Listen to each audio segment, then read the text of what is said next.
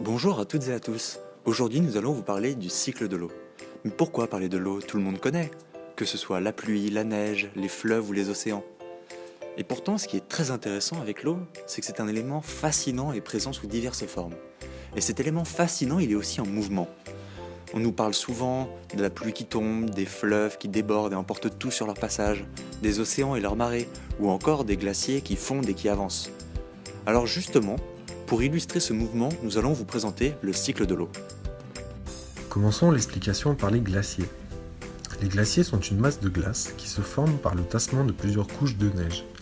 Écrasée par son propre poids, elle se compacte pour se transformer en glace qui fond sous l'effet de la chaleur, ce qui fait que le glacier glisse sur les roches. Il avance. Et cette eau qui provient des glaciers ruisselle sur les roches cristallines des montagnes et se rassemble en sillons, puis en rivières et enfin en fleuves. Ces fleuves s'élargissent jusqu'à l'estuaire où ils se jettent dans l'océan. Dans l'océan, il se passe un phénomène très intéressant.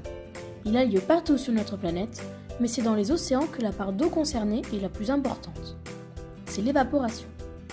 Mais qu'est-ce que l'évaporation? Eh bien, c'est un phénomène très simple. On la constate facilement lorsqu'on fait bouillir de l'eau, par exemple.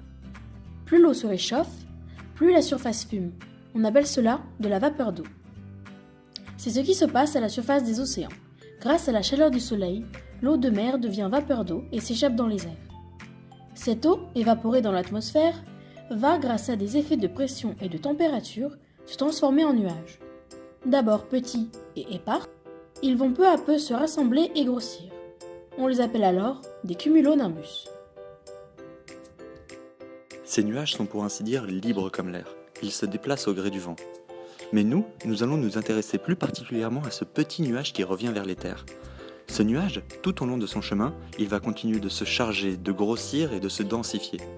Puis, les conditions atmosphériques changeant, une partie de l'eau composant le nuage va changer de forme, s'alourdir et retomber au sol.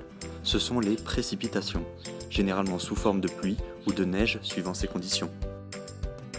Toute cette eau qui tombe des nuages va alors s'infiltrer dans les premiers centimètres du sol. On l'appelle la réserve d'eau utile. Elle est utile car c'est grâce à elle que la végétation environnante va se nourrir et survivre. Une fois la réserve pleine, l'eau précipitée va alors ruisseler et alimenter les ruisseaux, les lacs et également les zones humides telles que les marécages. Toute cette eau va ensuite se déverser dans les fleuves pour finir son voyage dans l'océan et ainsi reprendre le cours du cycle de l'eau. Mais revenons à notre sol. L'eau présente sur le sol peut aussi s'infiltrer dans des nappes ou des cavités souterraines, qui sont des réservoirs naturels. Les nappes sont des régulateurs naturels des différents cours d'eau. Elles épongent les crues en période d'hiver et alimentent les cours d'eau l'été en période de sécheresse.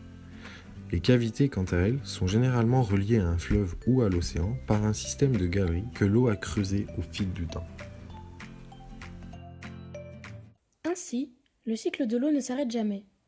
Et lorsque l'eau est polluée, c'est l'ensemble du cycle qui s'en va perturbé, notamment les écosystèmes et la biodiversité qui sont reliés. Il est donc important de préserver nos ressources naturelles contre les pollutions anthropiques, c'est-à-dire produites par l'homme. Alors pour être sûr de ne pas manquer une prochaine vidéo sur l'eau ou ses interactions avec les différents milieux, n'hésitez pas à vous abonner. À bientôt!